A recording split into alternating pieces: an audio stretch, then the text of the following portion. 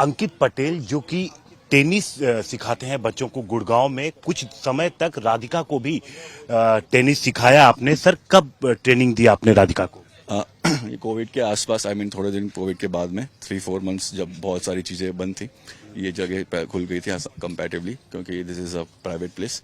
तो on that time 3-4 months मैंने खिलाया है। और फिर बस जानता तो मैं उसे फ्रॉम द एज 10-11 की जब से वो टूर्नामेंट्स में आ रही थी, पापा के साथ आती थी अपने, क्योंकि मेरे प्लेयर्स भी उसके अगेंस्ट खेलते थे। तो that's how, and she was a good player in the junior level.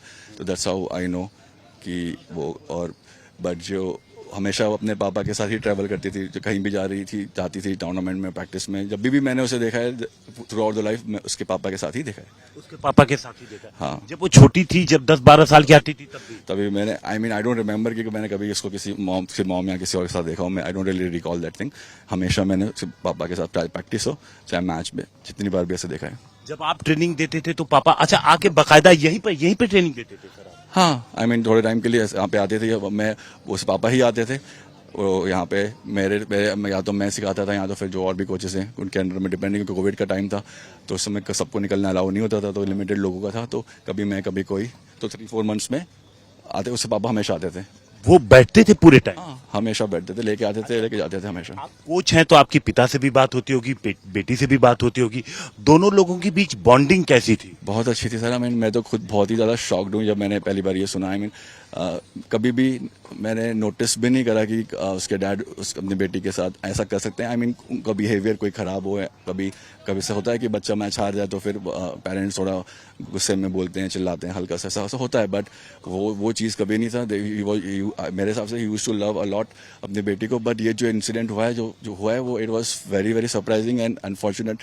जो भी रीज़न था, जो भी है, it has to come out so that at least लोगों को पता चले कि भाई ऐसा हमें नहीं करना है। एंड कुछ भी रीज़न हो, नोबडी, किसी को भी कुछ भी गलती कर दी हो, कोई किसी को कैसे करके फायर करके ऐसे करके वो करने का हक तो किसी को नहीं देता, चाहे कोई कितनी भी बड़ी गलती कर दे। कितनी भी बड़ी गलती कर दे।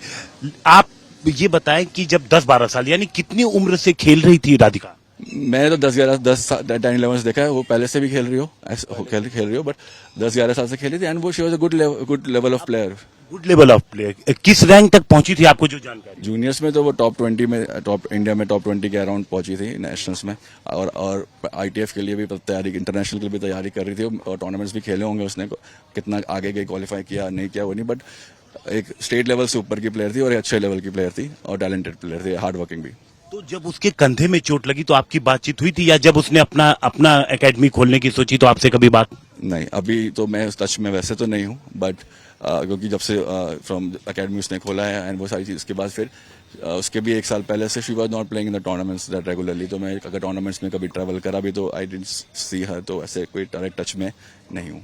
डायरेक्ट टच में नहीं है। ये जिन्होंने खुद सिखाया था राधिका को, जो राधिका को जानते थे, जो राधिका को पिता को जानते थे, इन्होंने बताया कि कितनी अच्छी बॉन्डिंग थी। क्योंकि 10-11 साल से ही जब राधिका आती थी खेलने के लिए, चाहे किसी भी कोर्ट में जाती रही हो, तो पिता हमेशा साथ रहते थे। और जब पिता हमेशा साथ रहते थे तो यहाँ भी जो कोर्ट आप सामने देख रहे हैं, यहाँ पर 2020-2021 में कई महीने उसने यहाँ पर ट्रेनिंग ली थी, यहाँ पर आती थी।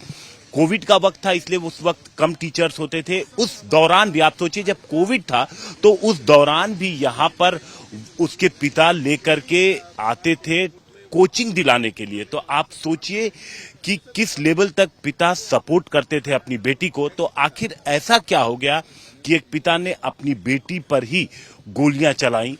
पुलिस फिलहाल इस पूरे मामले की जांच कर रही है।